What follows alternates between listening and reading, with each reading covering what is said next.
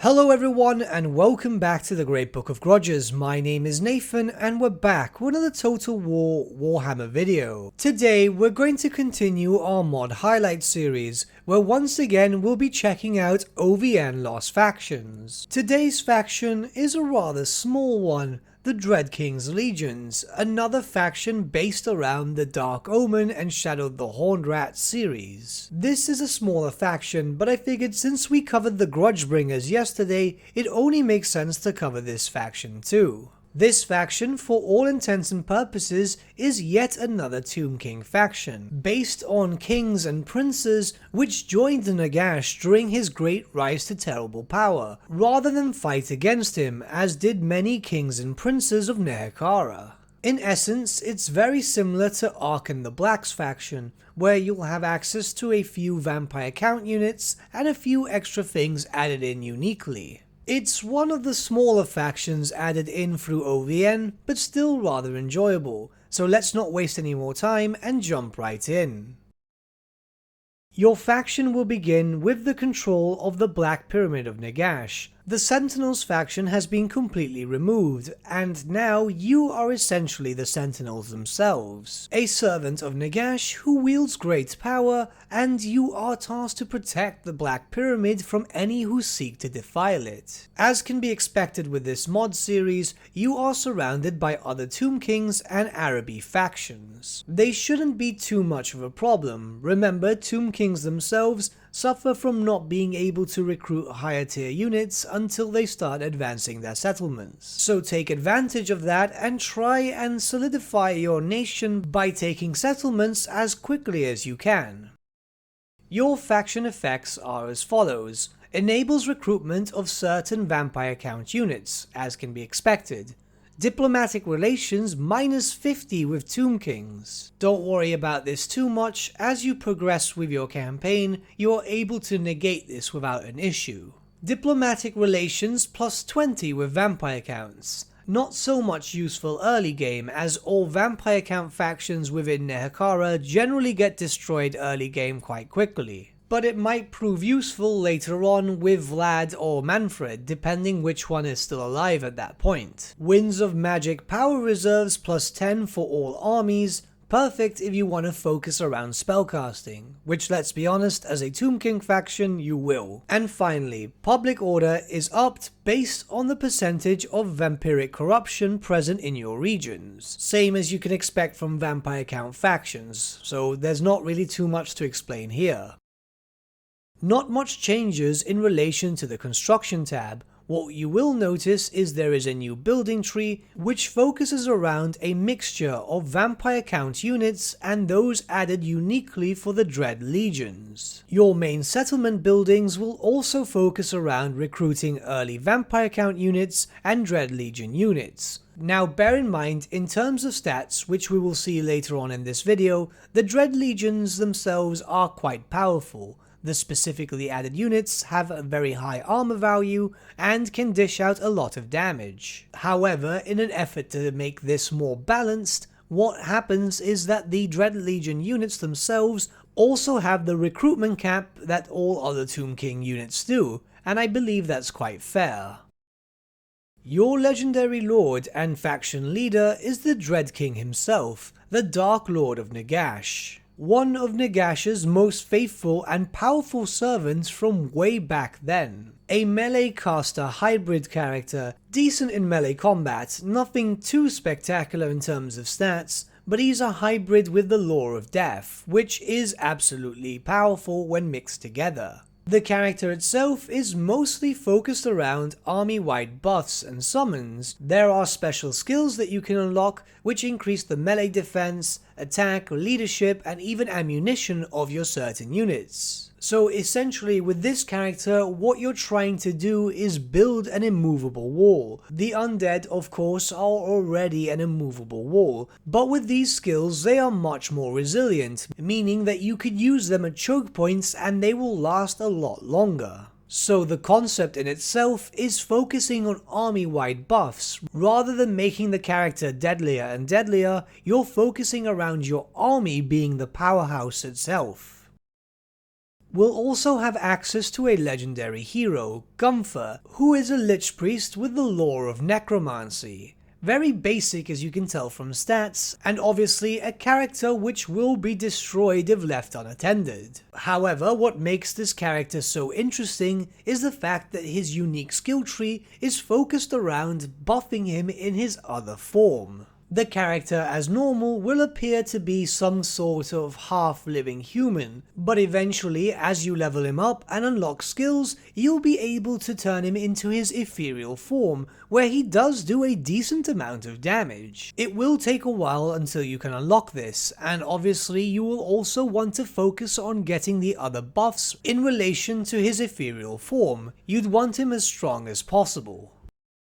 A uniquely added generic lord is that of the Lich General, a multi-purpose melee caster hybrid. Stat-wise, he's pretty well kitted out, a melee lord who's used to being in the front line and can take advantage of a high armor value. Spell-wise, the Lich General has access to Spirit Leech, but his main form of lore of magic is that of the lore of vampires. Now, the character itself can be seen as a generic lord in all honesty. However, what makes it very unique is that there are 3 different paths that you can take with this character. Traitor King will make this character much more proficient in melee combat, also being able to buff up his forces. Necromancer will make it much more potent at spellcasting with increased magic reserves, cooldowns to the spells, and winds of magic cost reduction. And finally, General of the Legion will increase unit capacity for all Dread Legion units, which is quite beneficial if you want access to 6 more separated into its own respective unit types of these Dread Legion units. We also have a generic hero character replacing the Tomb Prince. This is the Dread Centurion, which more or less does the exact same battlefield role. The changes with this character, however, is that they also increase unit capacity for Dread Legion units, increase campaign movement range and casualty replenishment rate for its hero's army by 10%, and can also return after being defeated quite quickly, by 2 turns quicker than usual. Obviously, these are custom skills and need to be unlocked. On screen right now, we'll be showing off the units uniquely added through this mod. There aren't a lot of new units in all honesty, but then again this faction is supposed to work as another Tomb King faction just dedicated to Nagash. I feel like it works rather well, you don't really need that many new things. Though that being said, the Dread Legion units themselves look rather cool, and present themselves on the battlefield rather well. Yes, they do have quite high stats, but then again you need to increase their capacity to be able to recruit more and more of them, so it's not like you'll be fielding doom stacks of them early campaign. Visually, all the units look great, there's an eerie feeling towards the Dread Legions, and the skeletal giant itself looks absolutely morbid. It's amazing on how a rather simple design can look so eerie. Now, there is another legendary lord, known as the Hand of Nagash, which is probably one of the more horrifying looking models I've ever seen implemented into Total War Warhammer. Now, I'm not going to say exactly how you unlock this character through your campaign.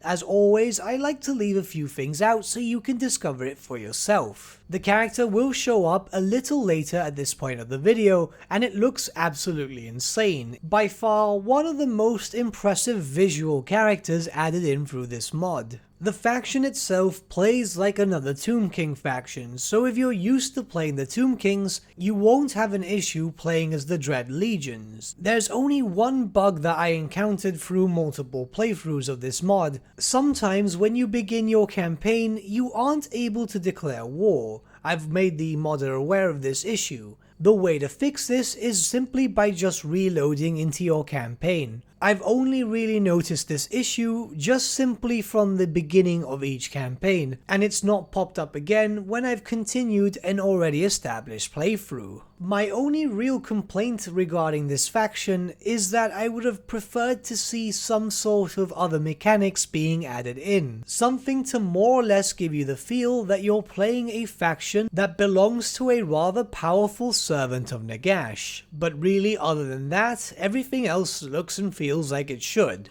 And having Cetra so close to you as a potential enemy does present some interesting ways to play your campaign early on. But with that, if you're interested in trying out this faction, you can find a link down in the description below. Bear in mind that this is part of the OVN series, so you will need to download all other OVN mods to be able to play this. All of those other mods can be found on the mod page originally linked below. And finally, if you know of any other mods that you'd like me to feature on this channel, you can suggest it in the comments section below. Or join the official Great Book of Grudges Discord, which you can find the link to in the description below, where it's much easier to get in contact with me. But with that, my friends, we've come to the end of our video. Thank you so much for watching. If you did enjoy the video, might I suggest giving the video a like, or even subscribing to the channel, as it really does help us out.